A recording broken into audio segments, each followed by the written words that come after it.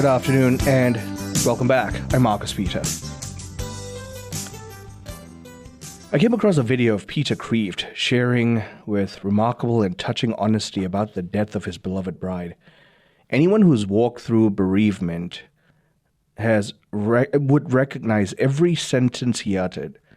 Grief tends to strip away any capacity we have of performance, and it leaves a person with the startling truth of our mortality.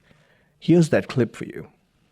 Do you think that when you are very old and your wife is very old and ugly and wrinkled and fat and not very bright or even nasty, that you will still find her beautiful? If so, marry her. The last view I had of my wife in the nursing home, about an hour after she died, I fell in love with her again. Here is a wasted, emaciated, wrinkled, suffering body. It's as beautiful as a crucifix. Because that body ain't going to last, but the soul is. So if you don't love her soul, but just love her body, don't get married. I remember watching that video, reading about it prior to that, thinking long and hard about how blessed I am to be married to the woman I'm married to. And I couldn't even listen to that earlier without thinking of that again. And long before I met my bride, there was a book I read years ago called A Grief Observed by C.S. Lewis, one of my favorite public commentators. Lewis had written a book prior to A Grief Observed called The Problem of Pain, one of the most sensible approaches to the question of suffering in the Christian life. In that book, in The Problem of Pain, he examines quite literally the reality of suffering in the face of a loving God. But then his wife, Joy, passed away, and he wrote this book, A Grief Observed. Now, if you've read A Problem of Pain before, and then you know about the fact that his bride, Joy, had passed, and then you read A Grief Observed, you suddenly understand the stark gear change. He's saying the same things. He's touching on the exact same doctrine. In the first, though, he wrote as a thinker and lover of Jesus Christ. In the second, he wrote as a lover of Joy Davidman, his bride. He understood the experience. It's one of the most honest accounts of Christian mourning ever written. Lewis, in fact, flat out refused to pretend that faith could erase the sorrow of death. In fact, he actually tries to explain that faith is the only thing that gives our sorrow somewhere to go. That sorrow doesn't end on its own terms by itself. And so he opens with a sentence that has now become famous, I think. But every grieving person would immediately recognize this sensation. No one ever told me that grief felt so like fear. Now, some people might be surprised by this. Grief is often affiliated with sadness from the outside, but anyone who's buried a spouse, a child, a parent, a dear friend, they know that grief attacks the whole person. Your whole body changes, your sleep changes, your appetite changes, your concentration changes. It almost disappears. The way you think completely shifts. Your whole nervous system goes through a kind of shock, as though you're in danger, and that there's danger lurking around every corner. Modern neuroscience actually confirms this, that profound bereavement activates many of the same stress pathways as with trauma and anxiety.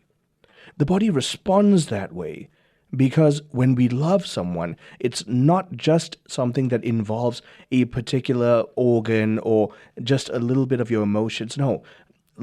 For love to be love, it involves the entirety of the person as a gift to the entirety of the other person.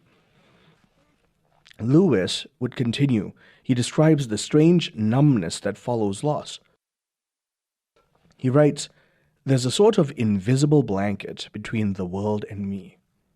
Again, that explains why grieving people sometimes feel distant to us. Now, friends will try very hard, but will wonder why they seem distracted. Family members will wonder why conversation with them feels exhausting.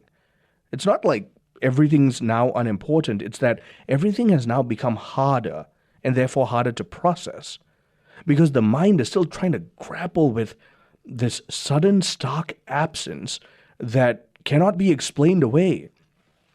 Death interrupts the ordinary rhythm of human existence, and so every ordinary activity suddenly takes extraordinary effort.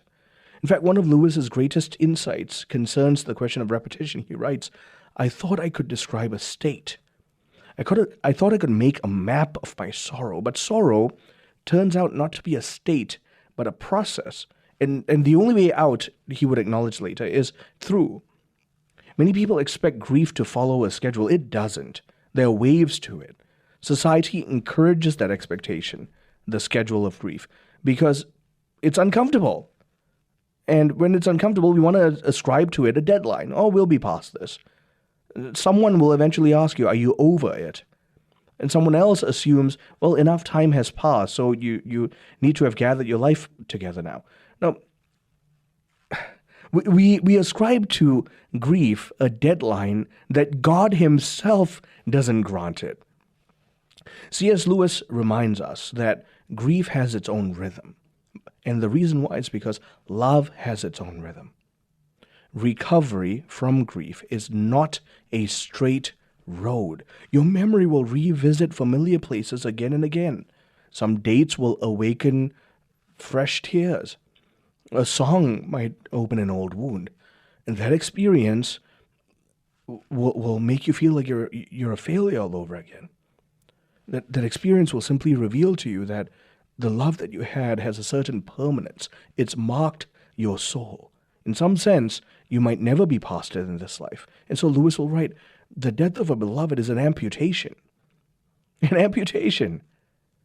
You can heal from it. You can gain strength in other parts of your body. You can develop new habits to compensate. But the missing limb is still missing. Every loving relationship shapes the person who loved. And so when death removes someone precious, your life continues. Your life's permanently altered. Christianity does not ask us to pretend otherwise. And that's why Jesus wept at Lazarus' tomb. The Son of God knew that resurrection would arrive for Lazarus, but even then, he allowed himself to enter fully into Mary and Martha's sorrow, because he knew that even if he resurrected Lazarus, Lazarus would die again. John gives us the shortest verse in all of the scriptures. Jesus wept. Those two words are enough for the Christian to realize that we cannot shame grief. God himself sanctifies our tears. And so Lewis then shares perhaps one of his deepest insights in my mind. You never know how much you really believe anything until its truth or falsehood becomes a matter of life and death to you. Every Christian is going to arrive at those crossroads. None of us is guaranteed this pie-in-the-sky version of the faith. The creed that we profess every Sunday will be tested. And it's often tested in the face of death. When someone we love dies, those words are not a theological proclamation anymore. The question is whether they are solid rock within our hearts or if they're sinking sand. Grief is powerful. In fact, the more powerful your love was, the more powerful your grief will be.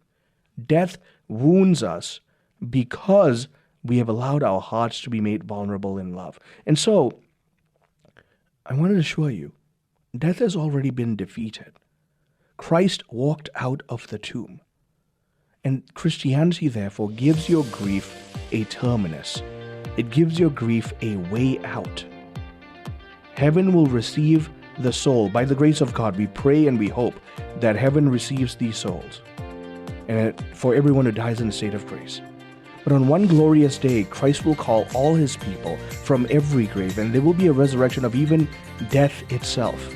The body will be reunited with the soul. And then we will have the final answer. Stay tuned, I'm Marcus Peter.